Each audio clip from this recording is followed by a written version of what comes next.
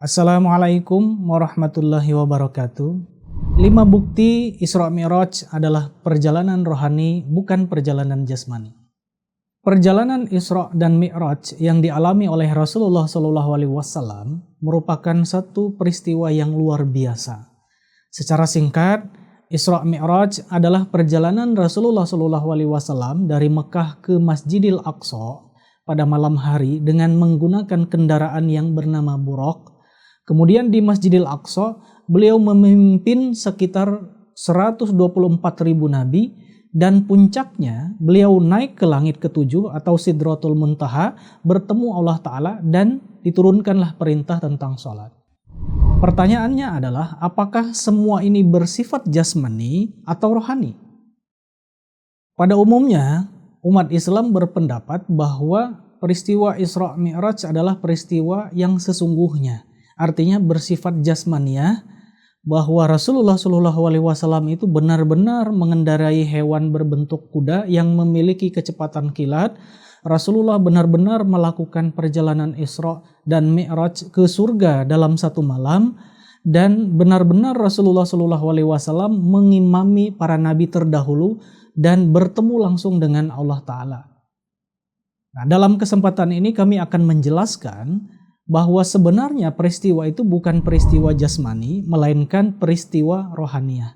Karena kalau kita memaknai ini bersifat jasmani, maka kita akan bertentangan dengan Al-Quran dan juga bertentangan dengan Sunnatullah.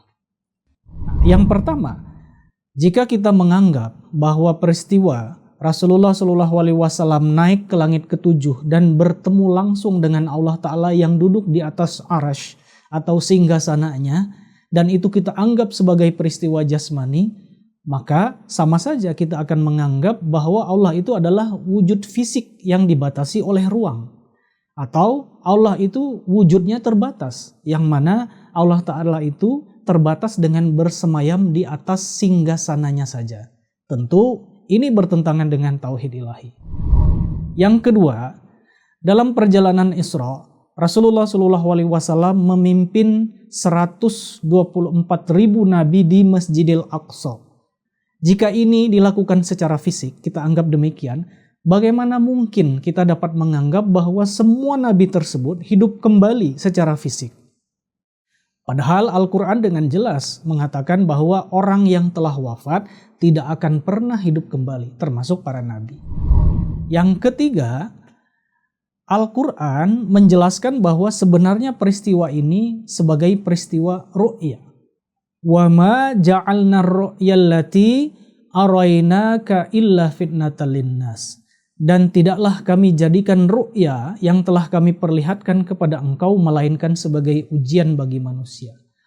Ru'ya yang dimaksud dalam Bani Israel ayat 61 ini adalah merujuk pada ayat pertama surah Bani Israel yang sama, yaitu di ayat pertama yang menjelaskan tentang perjalanan Isra Rasulullah SAW.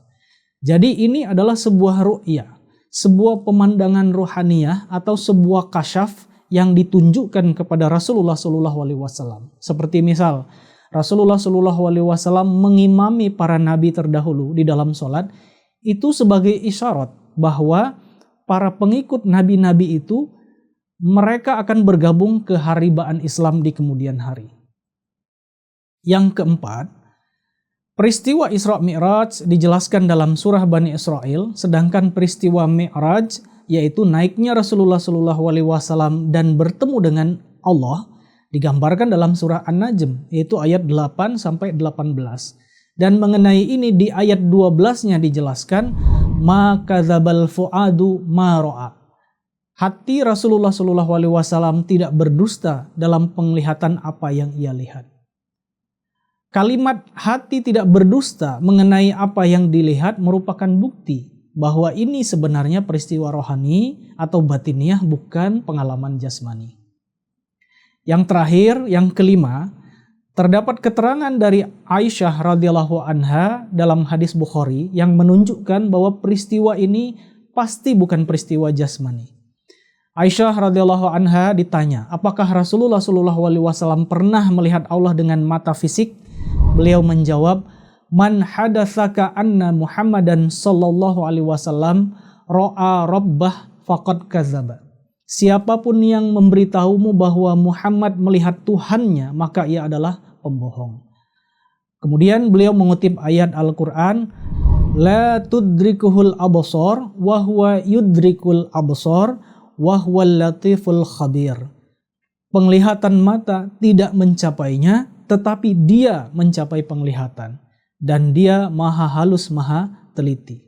Inilah poin yang menunjukkan bahwa berdasarkan sunnatullah, pandangan Al-Quran dan hadis menunjukkan bahwa peristiwa Isra Mi'raj yang dialami oleh Rasulullah SAW adalah peristiwa yang bersifat rohani, bukan jasmani. Assalamualaikum warahmatullahi wabarakatuh.